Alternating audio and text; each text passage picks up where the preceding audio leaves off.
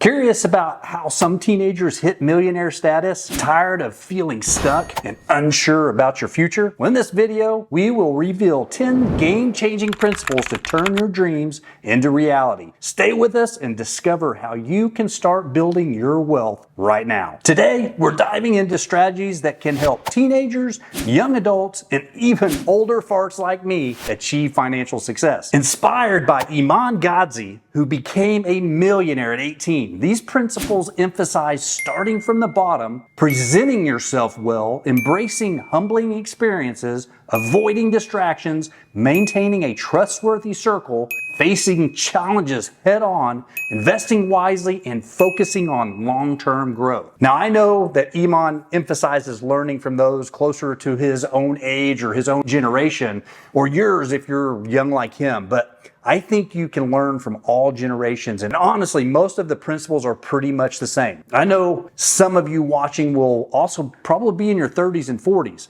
and I want you to be inspired as well and understand it's not too late to get started, and it's truly doable if you start taking inspired action. Me personally, I was in my early 40s actually before I started on the path to financial independence, and it happened really quick once I made it an absolute priority. The journey involved all of these principles I am about to speak about. But first, let's summarize Iman Gadzhi's principles. Actually, I cut this video without doing my own due diligence, which makes me realize how easy it is to get caught up in the hype that a lot of these influencers and fake gurus create around themselves. It's unfortunate, but it is the world we live in, and I can't stress enough how important it is to do your research.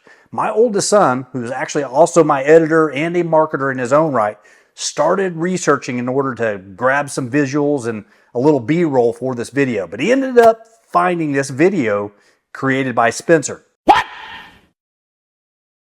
Which created an abrupt pivot and ultimately resulted in my removal of a large portion of this video.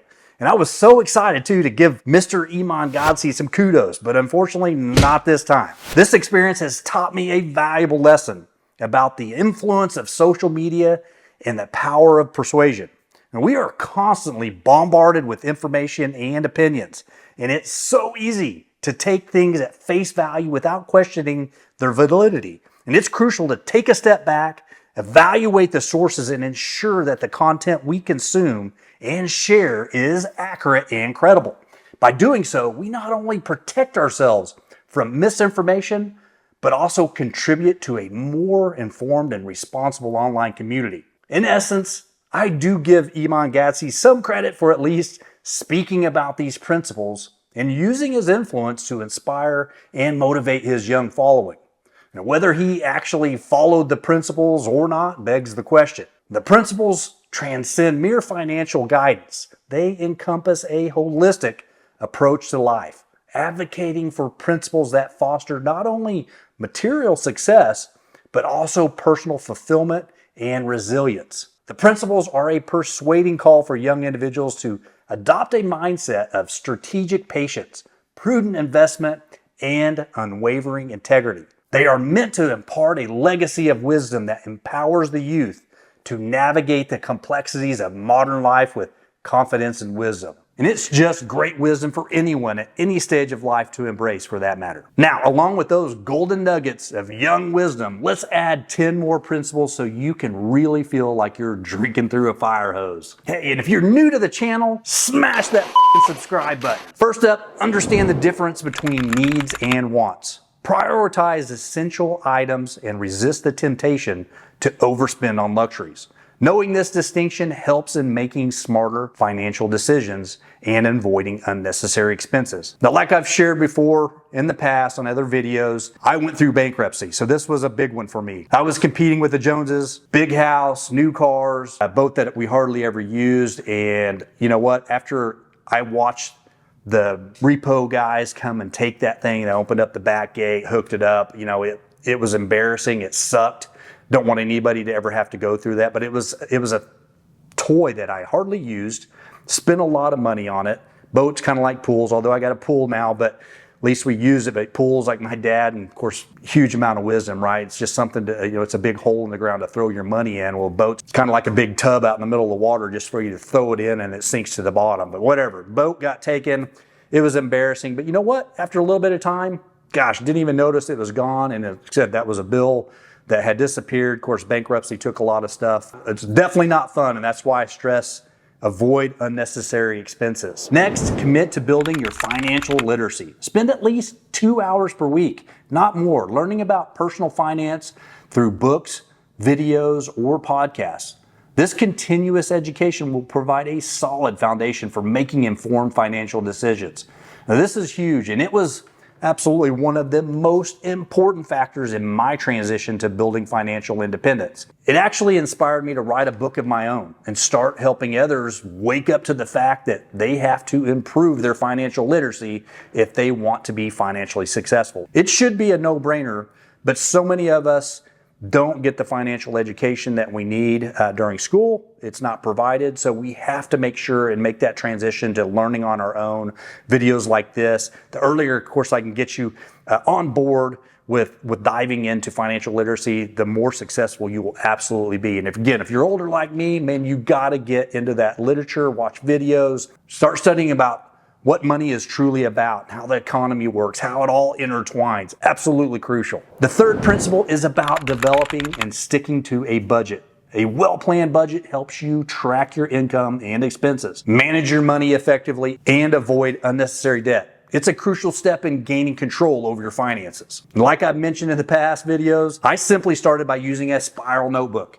And I still use notebooks, honestly, in journals and whatnot. And then I list my assets and liabilities or debts, if I have credit cards still going, whatnot, so I can see them visually every day. This is extremely important because, again, the more you lay it out and when you write, I know a lot of people like to type, use their digital assets, but I really think that connection between the hand and the brain, and when you write something down and you're visually looking at it on probably a daily basis, if not at least a few times a week, this really keeps you engaged with what's going on in your finances and your goals, your dreams. Again, why I like dream boards and things and physically creating them myself, because it really ties all of that subconsciously and consciously, all that stuff together to where you're more apt to take action on those goals, in my opinion. But number 4, establish a habit of saving regularly. Aim to save a portion of any income you receive. I know this is tough, but whether it's from allowances, part-time jobs, or gifts, this builds a financial safety net for future needs and emergencies. And not to beat a dead horse to death, but this is a massive mistake I made until my late 30s, with the exception of my company's 401k at the time. And luckily, yes, they did a match. It was beautiful. Won't go into the fee structure of how that 401k worked and some of the bunk stuff about it, but the point is, it was still free money that was putting into that account, so that was beautiful. But outside of that, it was paycheck to paycheck, or sometimes being upside down and using credit until my next paycheck. Once I woke the fuck up, I started using Robert Kiyosaki's method of pay yourself first and paying it into savings or other investments, which leads me to the next principle. Start investing as soon as possible. The power of compound interest means that money invested early has more time to grow. Even small amounts can lead to significant growth over time. So don't wait to start. That's really important. You just need to get started.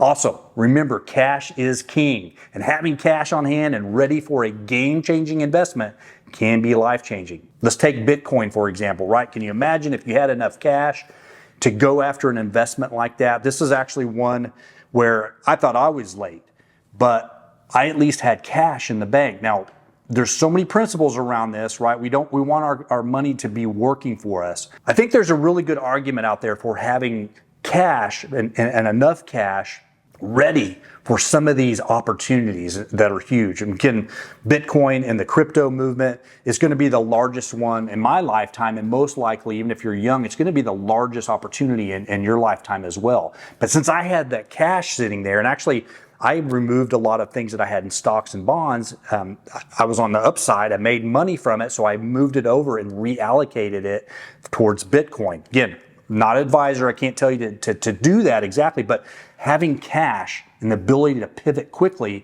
and to get into one of these investments in a timely manner can be massive. It can be huge. And again, Bitcoin is a perfect example. Avoid unnecessary debt. Never purchase anything that you can't pay off in full when the payment is due. This prevents falling into debt traps and helps build a good credit score, which is crucial for financial stability. And again, this goes back to the bankruptcy I went through, right? It's very uncomfortable.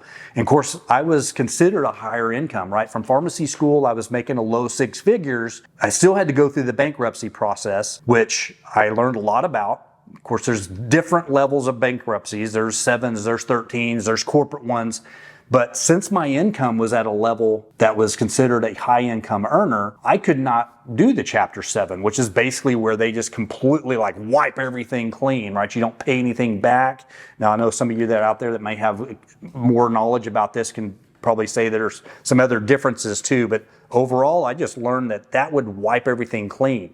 Then there's Chapter 13, which is what I was basically forced to do, or not forced, I created the problem, right? But I had to go through a Chapter 13, which because of my income level and stable income, it comes in and eliminates some of the creditors, but otherwise you still have to pay off agreed amount portions of debt. But again, it was a blessing. It was something that happened to me that was really, really impactful and changed my course in life. So I'm forever grateful for that. But I still would prefer that you don't have to go through it and you learn from my mistakes and other mentors' mistakes on how to control your finances better. So of course, this means learn how credit works. Understand how to build and maintain a good credit score. Proper use of credit cards, understanding APR, and avoiding late payments are key aspects of managing your credit effectively. There are some other incredibly important strategies around this subject, but will be totally out of the scope for this video. But if you start diving into principle number 2, you will soon learn and become a total expert. Adopt a lifestyle that costs less than what you earn. This principle frees up funds for savings, investments, and other financial goals.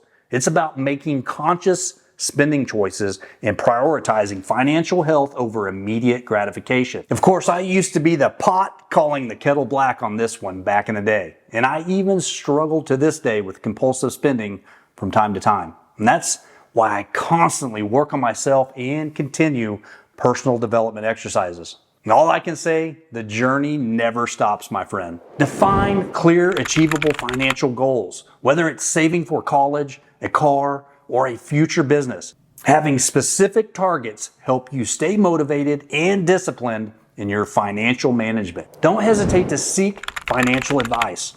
Learning from trusted sources like parents, mentors, or financial advisors can provide valuable insights and prevent costly mistakes. Always be open to guidance and learning from others. And that's why I'm doing these videos. And there are so many great online mentors out there. Just go down the rabbit hole and stay there, because honestly, there's no true exit. And I don't want there to be an exit. That's the journey, and it's the best part, not reaching actual financial success. And I mean, don't get me wrong, money frees up your time and makes just about everything more enjoyable.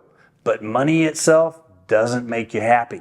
And with that being said, these principles are your roadmap to early financial success. Remember, achieving wealth as a teenager or young adult is rare, but with dedication, the right mindset, and strategic actions, it's definitely possible. The journey will be amazing, I promise. And thanks for watching, and I will catch you next time for more tips on building wealth and achieving financial freedom.